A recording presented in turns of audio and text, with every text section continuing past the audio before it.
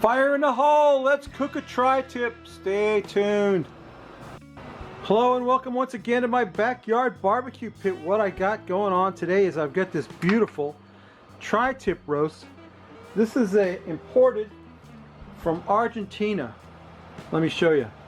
It's about 2.5 pounds of tri-tip. Tri-tip is a very strange muscle on a cow. It's one that the cow doesn't use much, because it's the one that uses her rear leg to move forward. So it doesn't get a lot of use, it doesn't build up a lot of muscle, and it's got some beautiful fat running through it. It's a beautiful piece of meat. What we're going to do is crust it in peppercorns. I'm going to set it aside right now and show you this peppercorn deal. Just going to get my thermometer out of the way before I knock it off of there. Slide this over here. Get my mortar and pestle here. I've got some colored peppercorns. These are red, white, and black peppercorns. What we got to do with these is I just want to get them in here, a good bit of them, and we just want to crack them up a little bit. We don't want to really powder them. We just want to crack them up. So we're just going to mash them down with this thing. Just want to crack them. You want to leave some of them whole, even. And we're just going to work it around. And the beauty of this thing is it's got a cover on it, so the stuff doesn't splash out of it, because that can happen a lot. And you'll see in the next step when I do the garlic how handy that is. Now let me get my peppercorns crushed up and get them in a dish, and then we'll come back for the next step. Stay tuned. I've got my peppercorns crushed up the way I want them, which is somewhere between powdered and whole. So like some of them are whole, some of them are crushed up pretty good.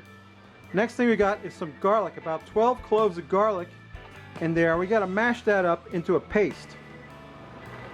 So let me get mashing. And you know that garlic's gonna want to jump out of there too. So I put the cover on it.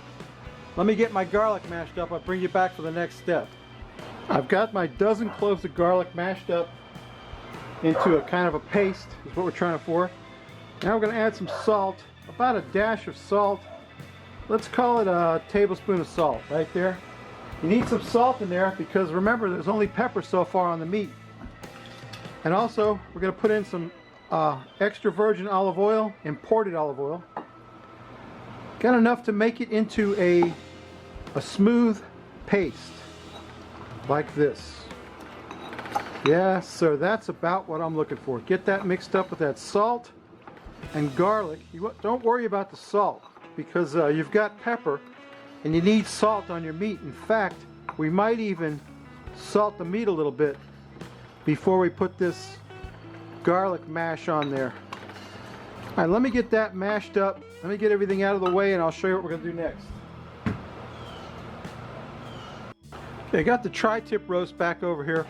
We're going to take that garlic and a brush, and we're going to paint that tri-tip roast with that garlic and olive oil mixture that we made, like this. Get that on there. That's going to be the binder for our peppercorns. We want to get all that garlic on that tri-tip roast like that. So we got plenty of garlic on there. Oh boy. If you could smell that, I'll tell you what, you'd be wanting to eat right now. Is it ready yet? Let's eat. So I got one side of it slathered down with garlic and olive oil. I'm going to take some peppercorns and liberally sprinkle some peppercorn of that peppercorn mixture on there, hoping that garlic and olive oil will help it to stick to my meat. And don't worry about this being too peppery or too salty. In fact, we could even put some more salt on there. In fact, I think I will. I'm going to dump a little bit of salt on there because you need salt. This is a big hunk of meat and it's got to be salted well. Not just pepper, but salt as well. I'm going to get some more peppercorns on there until it's crusted with peppercorns. Get it all over that roast, all that garlic all that pepper, all the salt. There we go. Now it's looking like something, right? It's looking like a peppered roast. That's what it's looking like. Okay, I gotta press that down a little bit, get that stuck on the meat. I'm gonna do the other side. We're gonna do it with the fat cap up, and that way the fat will melt down and kind of baste our roast.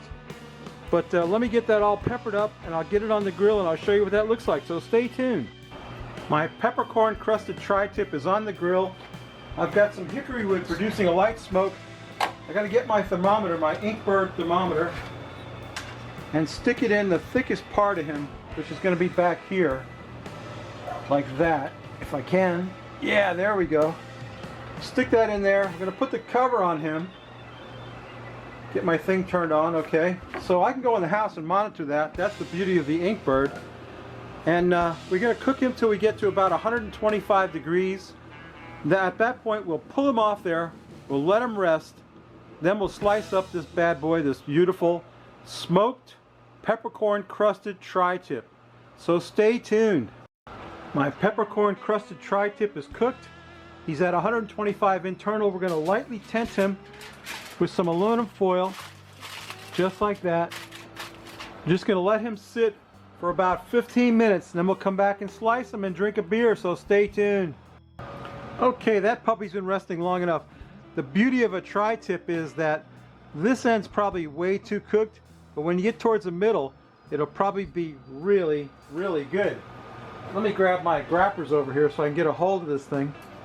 And we'll start slicing at this end right here, at the small end, where you know that meat's going to be too cooked, right? Look at that.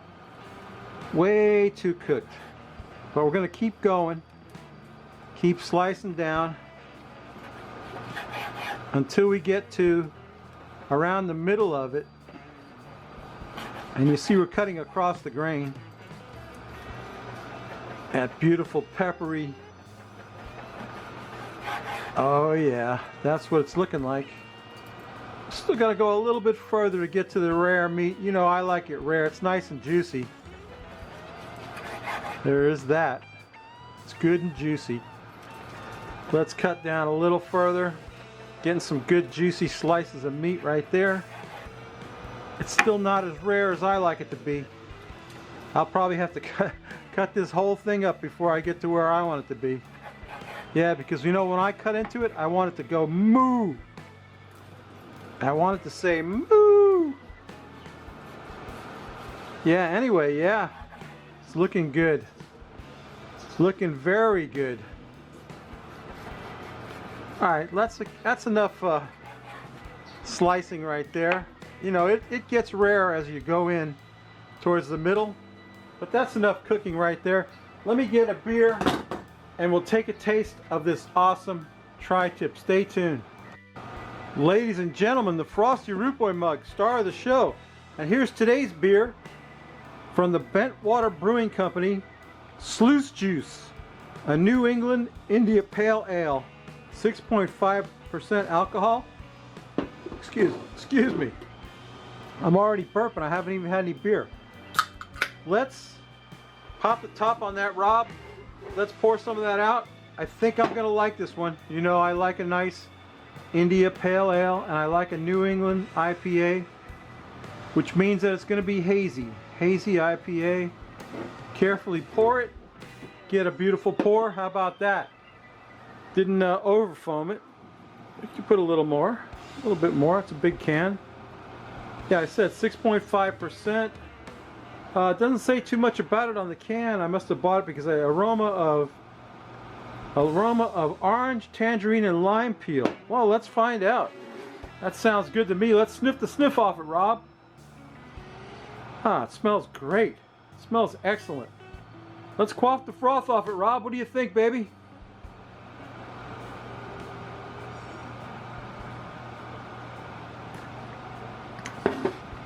It's very good. Very good. I really don't detect a lot of citrusy flavors, but it's pretty damn good. Let me get my meat over here. Like I was saying, you know, this might be too rare for some people, but for me, this is just right. When you get into about the middle of that, You see that? Because when I cut it, I like it to go moo. Anyway, let's put that in my mouth. Oh man, that's outstanding. Melts in your mouth. Delicious. That is excellent. Babies, let me tell you what. If you can get your hands on a tri-tip, like this one, you crust it with those peppercorns like I did, you won't be sorry. And that's some good eating right there, let me tell you what. Hey, that's my video, babies.